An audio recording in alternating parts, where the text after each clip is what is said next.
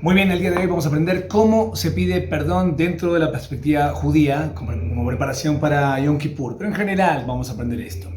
La pregunta que vamos a dilucidar el día de hoy es ¿cuán importante es pedir perdón a una persona que nos hizo alguna cosa negativa? Y lo primero que tenemos que entender que no es algo recomendable, no es una cosa que es sugerible, sino que es una obligación pedir perdón a una persona que lastime. Incluso si una persona siente todo el remordimiento del mundo, pero no pide perdón, entonces el día de Kippur no lo limpia a él. Es decir, el día del perdón judío lo que hace es borrar todas las transgresiones que nosotros hicimos con el Creador del mundo, pero las situaciones que aún nos quedan pendientes con otras personas, esto es tremendamente importante que se solucionen antes del día de Kippur, porque una está sujeta a la otra. Si yo no tengo la capacidad de perdonar a otra persona, una persona de carne y hueso, entonces el creador del mundo dice, espera, un segundo. ¿Qué? ¿Tú no estás dispuesto, que no es de tu categoría hacer eso? Entonces tampoco vamos a poder perdonarte a ti. ¿Qué vamos a hacer? Esto incluye todo tipo de formas de ofensas que hayan acontecido de manera interpersonal, ya sean hablar negativamente de otras personas, hacer comentarios negativos de otros, daños físicos, deudas, ser deshonestos en los negocios, no respetar a padres y maestros, etcétera, etcétera, etcétera. ¿Por qué generalmente la gente se espera hasta Yom Kippur? Para víspera de Yom Kippur, o sea, en este caso va a ser el domingo de este año, donde una persona pide perdón. Muchas veces porque durante el año, cuando tuvimos algún conflicto, en ese momento es como que decimos, bueno, está bien, que quede bajo la alfombra y chao, no tengo que pedir perdón, ya se van a calmar las aguas. Pero nosotros no sabemos si el daño que le hice a otro, eso sigue, digamos, cocinándose.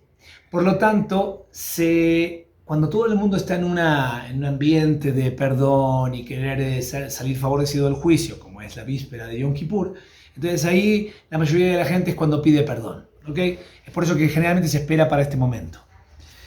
Ahora, la pregunta es, ¿hay que pedir perdón de manera personal o se puede enviar a alguien más? Idealmente una persona tiene que ir con la persona que dañó y pedirle perdón por aquello que lo lastimó. Ahora, si esto no es posible por una cosa técnica, es decir, la persona no se encuentra en el mismo país o no tiene la habilidad de poder hacerlo, tal vez lo pueda hacer a través de un llamado telefónico o de un mail, un WhatsApp, etcétera, que sea obviamente sincero. Pero si no lo puede hacer de esta manera, porque físicamente no se encuentra, entonces puede designar a alguien que haga o pida perdón por él. ¿Ok? Sobre todo cuando sabemos que ese tercero tiene mayores habilidades para generar paz entre dos personas. Entonces puedo designar a alguien para que pida perdón por mis errores hacia otro. Pregunta la siguiente alajá: ¿es necesario especificar la transgresión que le hice al otro cuando lo dañé? Es decir, vamos a decir que yo lo estafé a alguien y devolví el objeto, la estafa o el objeto robado. Y digo perdón. Es necesario decir perdón porque te robé la computadora el 15 de marzo a las 3 de la tarde cuando tú la necesitabas y me la llevé. Entonces depende. Idealmente uno tiene que decir perdón, me equivoqué, te dañé con esto que te hice. Y cuando una persona escucha que yo admito que dañé, no solamente estoy diciendo perdón, sino que estoy admitiendo el error que cometí frente al otro, entonces es muchas veces mucho más fácil de digerir. Ahora, a veces, cuando estoy relatándole por qué le estoy pidiendo perdón, y sobre todo cuando una persona se olvidó de que le hicieron algo, entonces aquí no es recomendable, porque esto puede despertar cierto tipo de enojos o ciertas situaciones que ahora le estoy trayendo al presente, con lo cual tal vez no haya chances de perdón. Entonces cada uno tiene que calcular si corresponde en este caso especificar la transgresión. ¿La persona ofendida está obligada a perdonar? Y esa es la típica pregunta que se hacen. O sea, me ofendieron, me hicieron algo dañino, alguna cosa así, yo estoy obligado. Entonces miren lo que dice así. En términos generales, estamos hablando, no nos olvidemos que la persona que viene a pedirme perdón tiene que ser un perdón auténtico. No estamos hablando acá de un juego de niños en el cual la gente dice perdón, perdón, perdón. No, estamos hablando de que de verdad la persona quiere pedir perdón por algo que hizo. Entonces, Si es auténtica y está pidiendo disculpas de verdad de lo que hizo, una persona no puede ser cruel y no perdonar, sino que, porque una de las características nuestras tiene que ser la de ser una persona misericordiosa. Entonces, si alguien ya después de elaborar y rebajarse y humillarse, estamos hablando acá, de pedir perdón auténtico, siempre auténtico, no estoy hablando de acá de alguien por conveniencia o lo que sea, sino que lo está haciendo auténticamente, nosotros tenemos que aprender a aceptar ese perdón. ¿Qué pasa ahora si dañé a alguien, auténticamente quiero pedirle perdón, pero la persona no acepta? La halajá, la ley judía, dice que una persona puede obtener el perdón intentando 3 veces con esta misma persona, y cada vez que voy decirlo de una manera diferente. No puedo decir perdón, perdón porque te pegué hace 3 meses, perdón, perdón porque te pegué hace 3 meses, no, sino que tengo que tratar de hacer lamento haberte lastimado, lamento haberte ofendido y ponerte en vergüenza frente a los demás. Esa es la forma adecuada de hacerlo. Ahora, si la persona se rehúsa a aceptar este perdón, entonces dice aquí la halajá que cada vez 3 personas deben acompañarlo a él con las diferentes palabras de tratar de calmar de tratar de convencer a esta persona que me perdone aquello que le hice.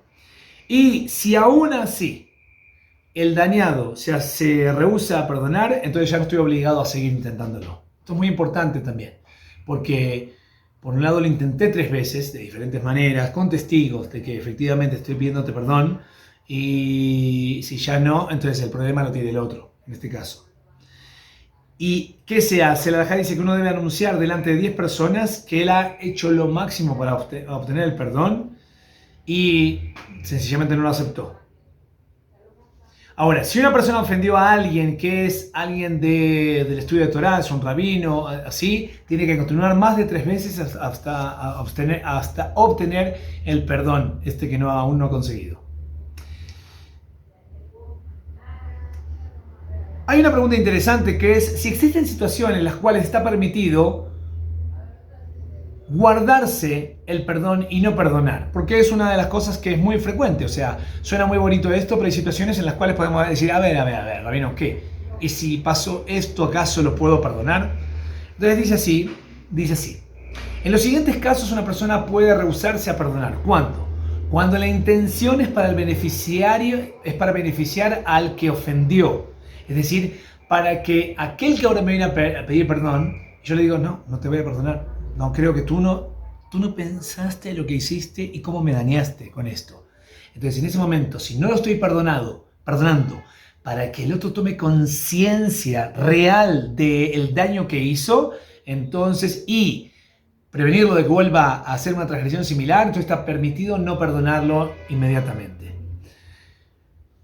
Otro motivo es si la víctima tiene miedo de que él va a sufrir dolor o va a sentirse con más dolor si lo perdona fácilmente. Hay ciertas situaciones en la vida en las cuales el dolor es tan grande, el sufrimiento es tan terrible cuando una persona me dañó tan fuertemente que no tengo que ser un robot y decir sí, te perdono. No.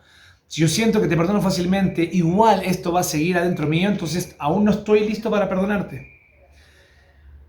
El tercer caso que mencionan acá es si la víctima ha sido avergonzada en público y la gente no va a saber que ha habido un perdón de parte de aquel que lo dañó.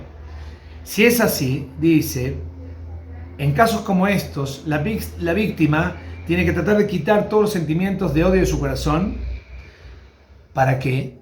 Para que los rezos en Yom Kippur les sean aceptados. Porque si yo estoy rezando con odio hacia otra persona, entonces mis rezos no suben. Entonces tengo que ser muy meticuloso con eso. Puedo entender que la persona no está lista para perdonarme. Ok, lo entiendo, no la odio, etc. Hago paz conmigo mismo y voy al día de Kippur como corresponde. ¿Qué pasa si una persona no puede contactar a la persona que dañó? Entonces tiene que aceptar firmemente sobre él que lo va a contactar después de Kippur para pedirle perdón. Tengo que hacer un trabajo real de investigación de buscar a la persona que dañé después de Kippur. Esto me va a servir para que el día de Kippur sea para mí efectivo. ¿Qué pasa si la persona murió? Dios no quiera. Vamos, ahí esto acontece a veces, padres con hijos, donde el hijo no alcanzó a pedirle perdón a su padre en el lecho de muerte, o no llegó, etcétera, y el hijo había tenido una pelea muy fuerte con sus padres y ahora fallecieron. Entonces, ¿qué hace acá en este caso? Entonces dice, una persona tiene que ir a su tumba con 10 personas y decir lo siguiente, escuchen muy bien: transgredí en contra del Dios de Israel y en contra de esta persona. ¿Okay? Juntar 10 personas en el cementerio, en el panteón, y decir públicamente así, y especificar la transgresión que hizo. Y estas personas tienen que decir 3 veces, tú estás perdonado, tú estás perdonado, tú estás perdonado. Si él no puede viajar al cementerio, entonces tiene que pedirle a alguien más que tome a 10 personas para que pidan perdón en su lugar. Y si esto no se puede arreglar, entonces tiene que arreglar que vayan 10 personas en donde él se encuentra y pedir perdón a el difunto, digamos, mirando al cielo, al Shamaim, y pedir así. Tremendamente importante. Y entender que cuando nosotros pedimos perdón, no solamente nos beneficiamos de volver a tener una entereza emocional, espiritual, sino que traemos paz al mundo, porque en este momento enmendamos situaciones graves y nos trae una buena relación con los demás. Somos seres humanos, vamos a cometer errores, tropiezos, etc. Pero el perdón tiene que ser una herramienta nuestra para enmendar situaciones, rectificar cosas que no fueron buenas, y de ahí va a venir solamente cosas muy, muy buenas para el presente y el futuro, y sanando el pasado. Así que les deseamos que tengan todos, utilicen estos consejos en la práctica y que tengamos mucha bendición, que tengan un Yom Tov significativo, un Yom Kippur que nos sane a todos. Amén, amén. Bye, bye.